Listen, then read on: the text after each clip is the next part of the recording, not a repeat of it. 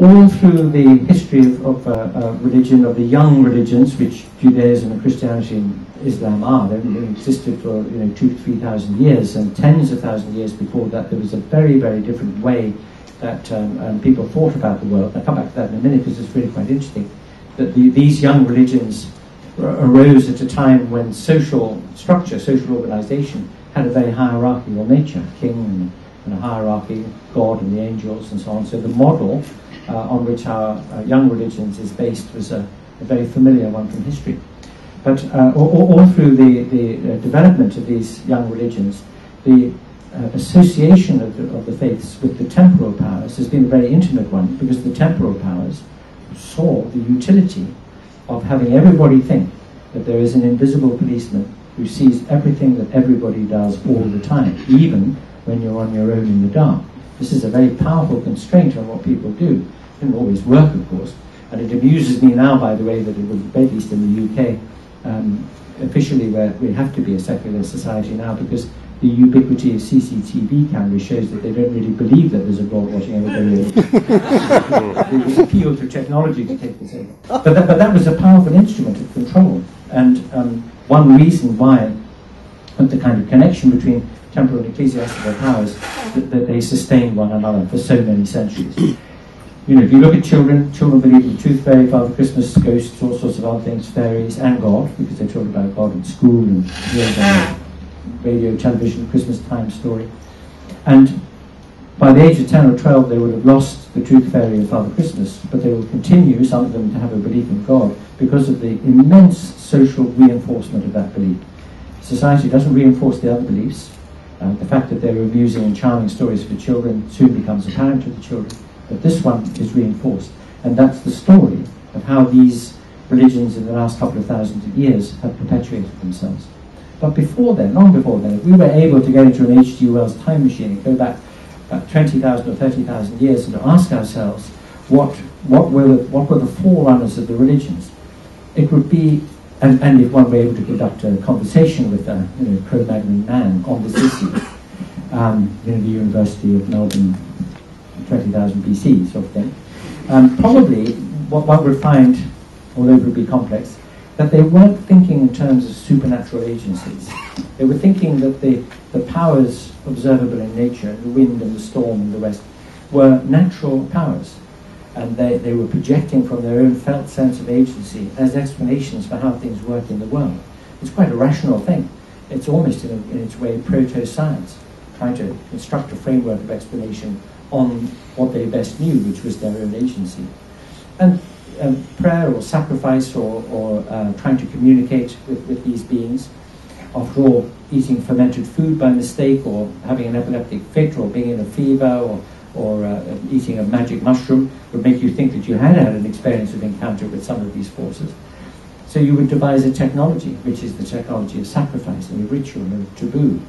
But these would have been premised on a belief that the forces of nature are natural forces, that they are in the same realm as ourselves, so that we can make contact with them and deal with them and bargain with them and get them to do things that we want to do, like bring the rain or stop the floods. And it was only as, I imagine, human knowledge accumulated and accumulated that people began to realize that these were really natural forces. Think of the ancient Egyptians. They thought the sun was their god, so they saw him every day and felt his power on their backs. But after a time, they must have become aware that he was a pretty boring sort of god, and didn't do anything except rise in the east and settle in the west, and even though he was very important for the growth of the crops and the rest of it, he didn't respond to anything, prayers or things thrown at him or anything like that. So the gods ceased to be part of nature and began to move away. And you can almost see the geography of that dispersion. First the gods went to mountaintops. The god of the Jews in the very early parts of the Old Testament is a volcano god. A pillar of smoke by day, a burning bush on a mountaintop by night. And then the gods, and then the Olympian gods, of course, were on mountaintops. And then they went from mountaintops up into the sky. They were sky gods. And then now they're beyond space and time altogether. And if you ask a theologian about it, they're even beyond explanation, so you can't talk about them. Or at very least, you can only talk about them in very, very long words like marmalade and corrugated iron. So the process of history has been one of of pushing the deities, these forces or agencies, out of nature into supernature. So they become supernatural, they become more and more remote, they become ineffable. But the churches are still there, the bishops are still there, and I suppose the Roman Catholic Church thinks that it has moral authority because it knows most about child abuse, I think. It is interesting, though, that as this process goes on, we meaning humanity in general, I suppose, or society or something, still hold on to this idea of there being this very powerful agency, or these very powerful agents that exist in some sense somewhere that's outside of time and space. I don't know what Anthony thinks of this, but it's been theorised and there's been some experimental work done on it. That we as human beings have just evolved this way of explaining the world around us, looking for agents that we can deal with, even when science shows us, well, that's not really how the world works at all. Did you want to comment on that? Yeah, it's an interesting one. There is this quite strong movement now, almost exclusively in the West, to explain the theistic belief in neurological terms. It's that we are sort of wired to have these beliefs, in the belief in these agencies. And personally, I think it's a mistake. I think what evolution has done for us is to make us maximally credulous as children, because this is very important for our survival. So we believe anything we're told by adults. Fire burns, it mustn't fall into the water, and so on. This is in our interests to be prejudiced. But that means that we also swallow all the other stuff too, the tooth fairy, again, Father Christmas and God. So we believe everything.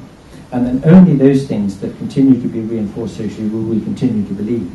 But there are whole tracts of humanity, the Chinese, for example, who are not religious. I mean, they're very superstitious in the sort of touch wood sense, but they don't have a religion anything remotely resembling the Middle Eastern religions like Judaism, Christianity, and Islam, which I'm fond of saying that these Middle Eastern religions interrupted the process of Western civilization for 1,500 years, which is bad news for the West. But in the Far East, they thought about things very differently. And you see people saying, oh, well, the Chinese have this concept of heaven, Tian, just as the Stoics have the concept of the logos, of the word, or as if this was a parallel to our kind of personalized deity who's interested in our sex lives and what we wear and eat and everything else. And of course, it's utterly a different thing. It's just a way of summarizing the idea of a proper order, or a natural order, or a rhythm, or a pattern of things. It's what Stoics meant by the logos, by the word, and it's certainly what the Chinese mean by Tian, by the right order of things. Now, if 1 billion Chinese are lacking the gene for belief in God, then this is some indication that belief in God is not, something wired into us. Credulity is, but that particular kind of credulity is not, which is why I'm sceptical about this. Yeah, sure. And I think it would be much too strong to argue for a wired-in belief in God. I suppose the argument is there are a number of things wired into us which give us certain psychological tendencies, and one of those is a tendency to ascribe agency to things that seem to behave in a way that could have an agency. Seems to be intentional. Yeah, it seems to be intentional. And if you start projecting this too far, well, you end up with beings that are quite different from anything we actually encounter in nature. It's one thing to look at the behaviour of a saber-toothed tiger or something as intentional. But as you understand more and more things, those things that have this intentionality but also great power get pushed out. But it wouldn't necessarily happen everywhere. It would just be a tendency. I mean, I don't know, I'm not an expert on this, but this has been theorised and quite a lot of work is being done. Just getting back to the church and the state, and we've got to wind up fairly soon. I had a bit of a hobby horse about the church and the state, and my take-home message at the Atheist Convention, just very briefly, will be that we, those of us who are atheists, should be not just or so much militant atheists. We should be militant supporters of liberal principles, such as the separation of the church and the state, and principles such as freedom of speech, liberty of the individual generally, the million harm principle, in other words, prohibit things if they cause harm to someone else. That will be my take-home message. I'll have much more to say about it. But it was really back in the 17th century that people like John Locke and I suppose Spinoza and others started saying, well, look, hang on, what the state does best, and what the state fundamentally should be about, is secular things.